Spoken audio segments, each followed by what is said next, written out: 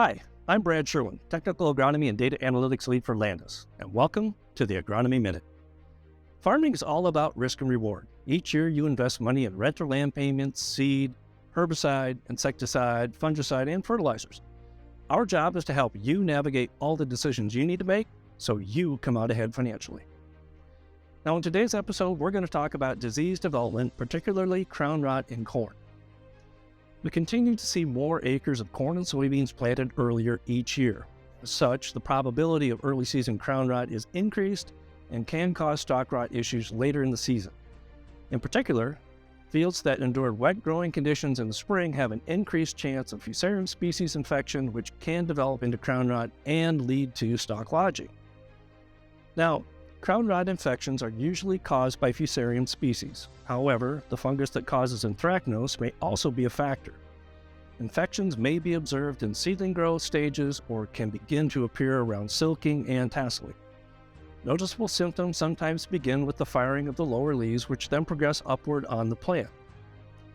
Now, while the tissues inside the crown and stalk, in other words the pith, of a healthy plant should be white in color, or a tan to brown color within the crown is usually a sign of Fusarium infection. The discoloration is affected by the level of infection. The more severe infections are darker brown, and the crown tissues can become severely rotted.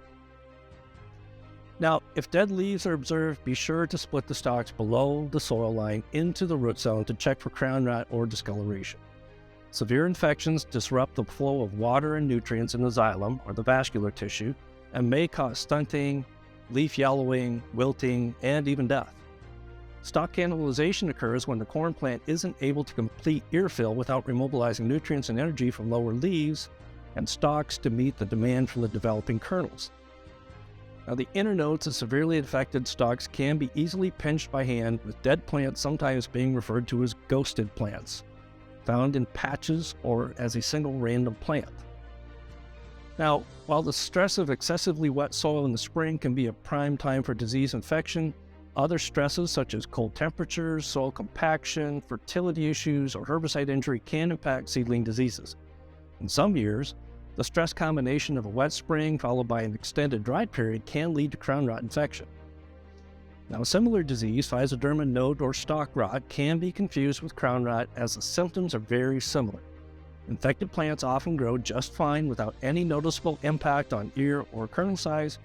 Generally, losses are more related to lodging. Now, while crown rot infections have their beginnings in early season plant infections, they can persist much longer, eventually resulting in stalk rot and lodging results in potential yield loss. Typical symptoms of Fusarium stalk rot include whitish, pink to salmon discoloration of tissue at the node, while plants infected with anthracnose tend to have shiny black blotches or streaks on the outer stalk. Fusarium is a pathogen commonly found in crop residue, and in soil and resistance to Fusarium crown rot isn't currently available in corn products today, although you may see different levels of infection among different products grown in the same field. Fungicide seed treatments are available to protect against Fusarium. However, the treatment doesn't persist long enough to protect corn from crown rot, because crown rot is associated with multiple stresses in addition to fungal infections. Identifying and alleviating any stresses may help reduce loss from Fusarium crown rot. For example, early season plants that are stunted with crowns that are not completely discolored and rotted may benefit from an early V5 fungicide application. That's all for today's episode.